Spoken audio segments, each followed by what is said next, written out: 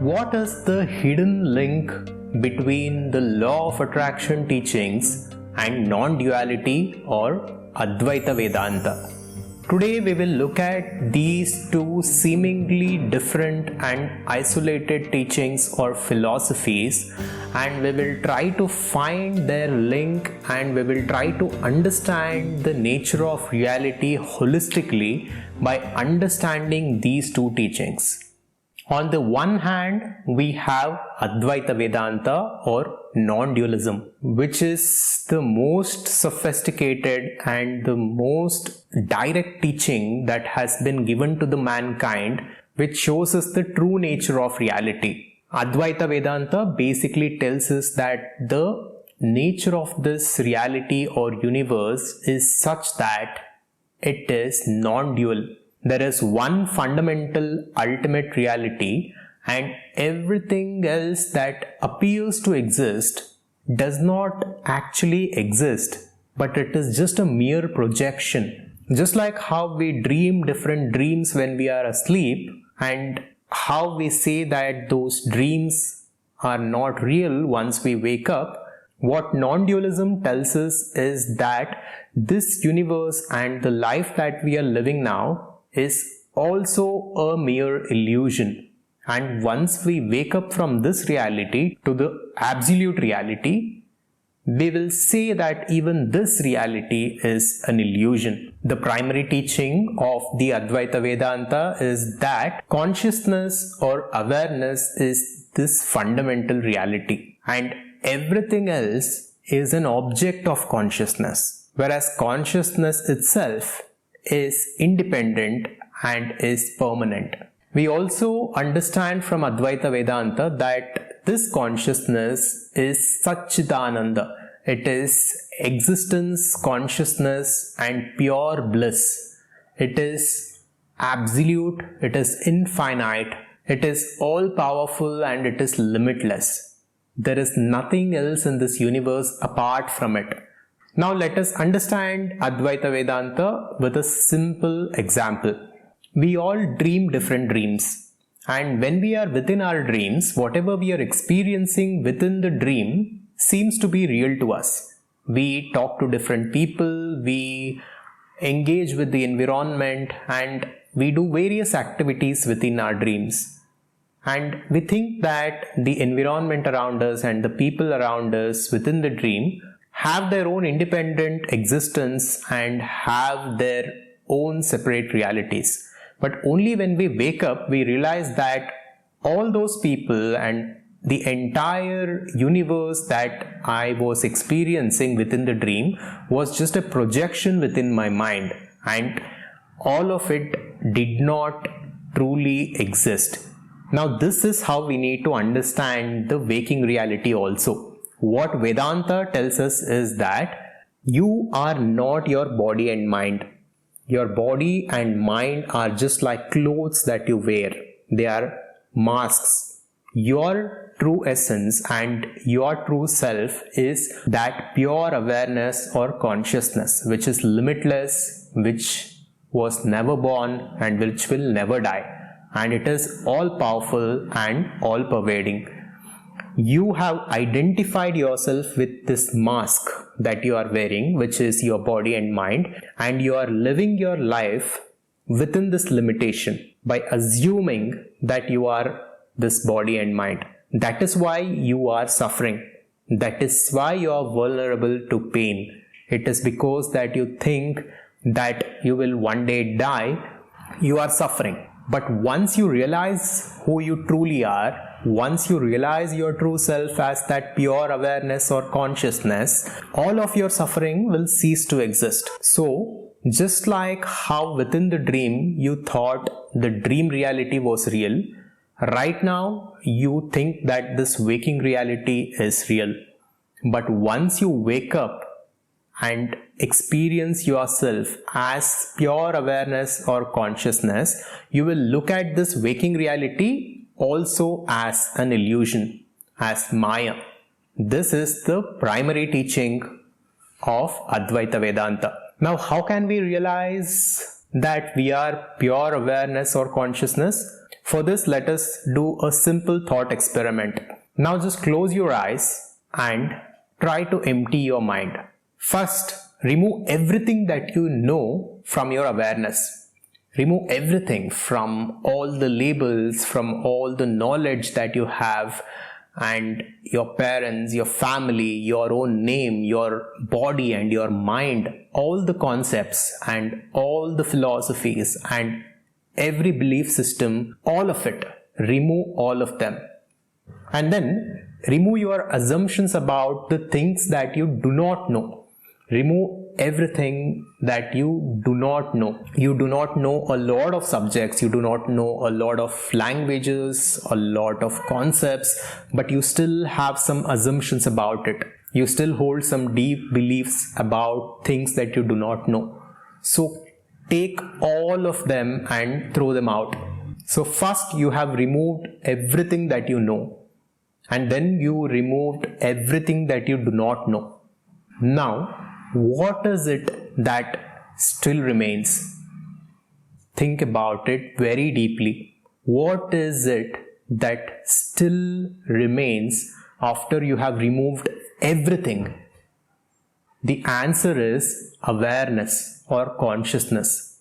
You exist even after you removed everything that you know and all that you do not know. This you that exists after every object of awareness or consciousness is removed is who you truly are.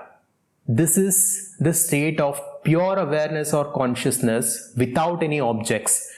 This is infinite. This is abundant.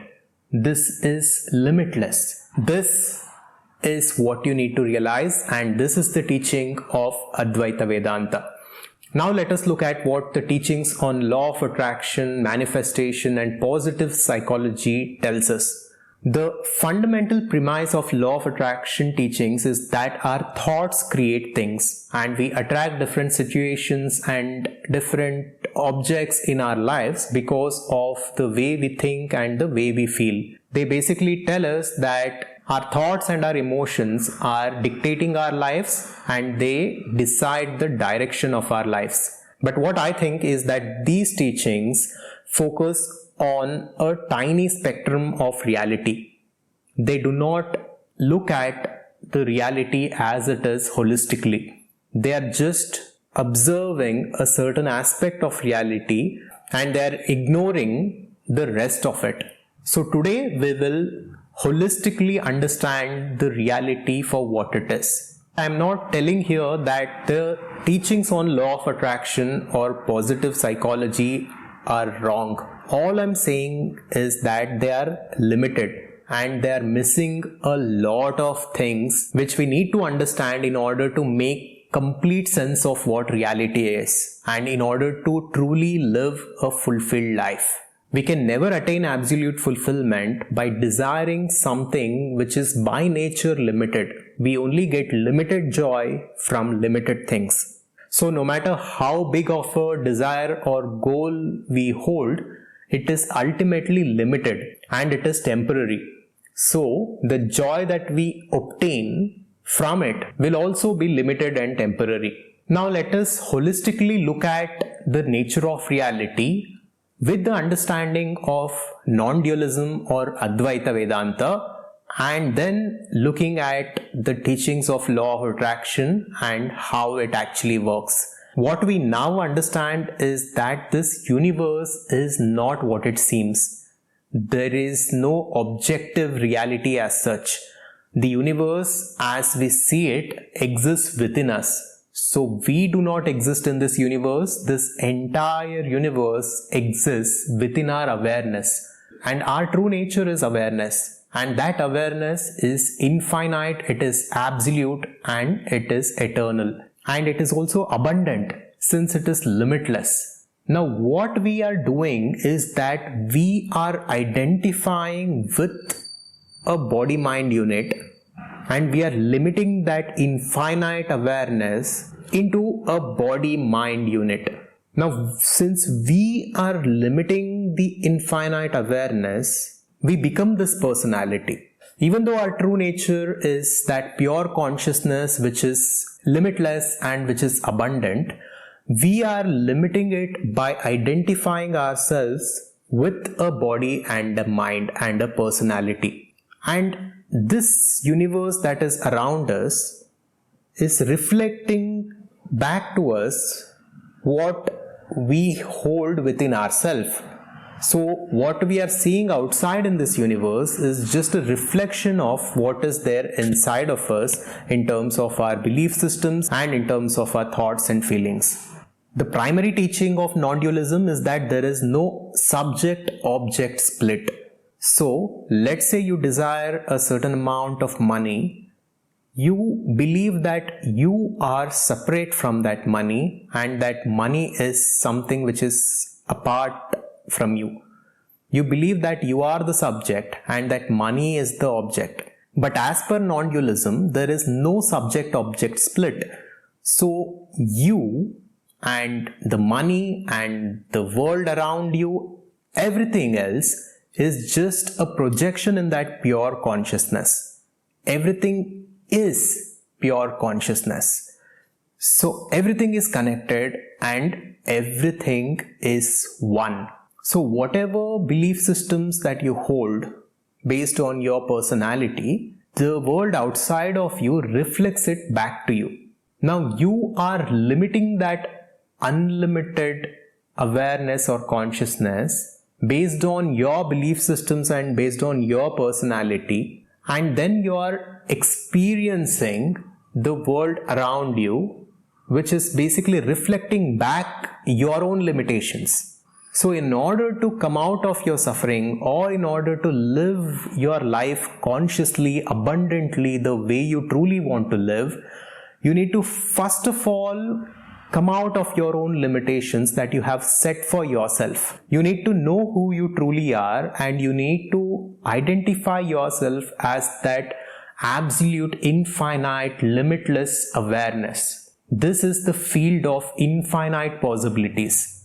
Once you have identified yourself as this pure awareness, then your preferences will naturally unfold in your life with utmost ease. It has to happen because everything is awareness and you yourself are that awareness. So whatever you intend from that place of infinite possibilities and from that place of pure awareness will naturally unfold in the external world. This is how we can understand the teachings of law of attraction with the foundational understanding and with the foundational knowledge of Advaita Vedanta.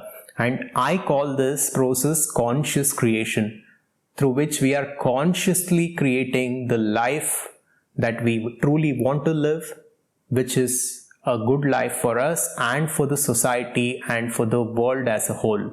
This is why Jesus Christ said, "Seek the kingdom of God and all the things will be added unto you." Here he was just pointing towards the nature of reality, towards who you truly are. Once you seek and once you understand yourself as pure awareness or consciousness, as a field of infinite possibilities, everything will be added unto you. You can easily bring about your preferences in this material world.